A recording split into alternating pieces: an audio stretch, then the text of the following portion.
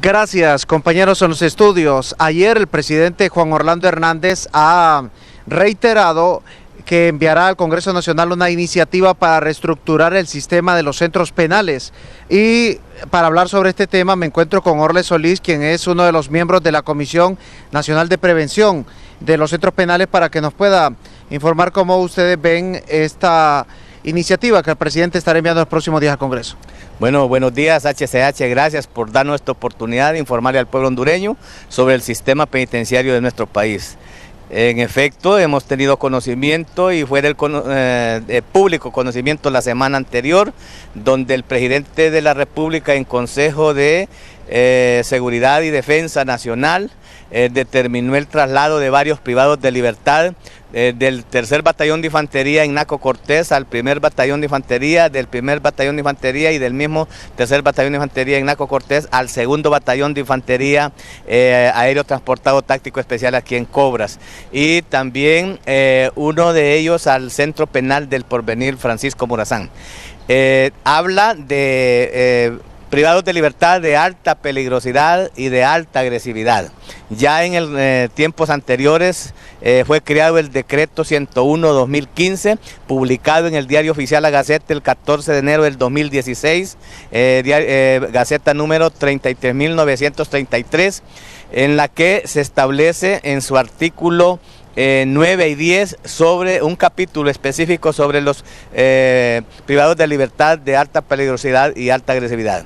Significa de que esta reforma reciente a la ley del Instituto Nacional Penitenciario, y que se le llamaba la ley Picapiedra, ¿verdad? Pero hoy se llama régimen de trabajo para personas privadas de libertad, en la que se establece cuál va a ser la forma, ¿verdad? Es bien difícil hablar de ellas porque según los principios de las reglas mínimas establecidas en el sistema de las Naciones Unidas, y que dicho sea de paso fue en el primer Congreso de las Naciones Unidas en el año de 1955 en Ginebra, y que hace 2 años fueron convertidas en las reglas de Mandela. Estas mismas hablan sobre el trato que deben tener los privados de libertad. Habla sobre el tiempo que deben de tener de sol, de recibir el sol. Habla el mismo este decreto habla sobre que no van a aportar computadoras, medios electrónicos, no van a tener visitas familiares, no van a tener visitas conyugales. Entonces, según las reglas de la Constitución de la República de Honduras, nosotros siempre hemos recomendado como mecanismo de prevención de la tortura que la base fundamental para el sistema penitenciario de Honduras es la reinserción, reeducación y rehabilitación del privado de libertad. Y le hemos recomendado a las autoridades de nuestro país sobre estas decisiones que se toman y que debemos de enmarcarnos en los principios o garantías que da la Constitución de la República de Honduras también. La población se seguirá preguntando si desde los centros penales, a través de estas reformas, se logrará frenar esos ilícitos que se cometen o que se ordenan incluso desde los centros penales. Es que a los centros penales no es culpa de los privados de libertad ni de las autoridades. No se les ha provisto de los detectores de metal, detectores de marihuana, detectores de cocaína o de estupefacientes. O sea, proveerles los escáneres.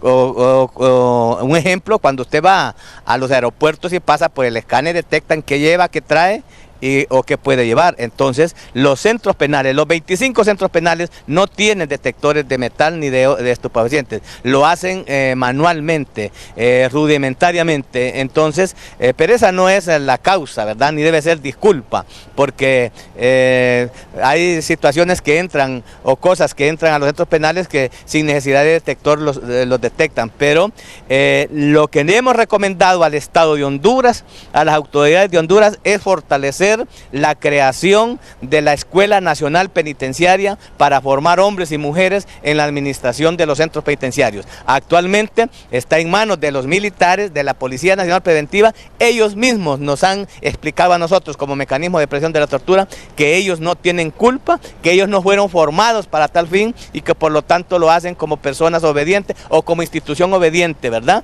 Que cumplen una misión y que cumplen órdenes de las autoridades correspondientes. Pero así, esta es la situación situación que nosotros seguimos recomendando que se fortalezca la Escuela Nacional Penitenciaria para formar hombres y mujeres en lo que es la administración de los centros penitenciarios. Muchas gracias. Orle Solís, quien es comisionado nacional de prevención de los diferentes centros penales del país. Con este breve informe retornamos a estos principales de Hable como Habla Televisión Digital.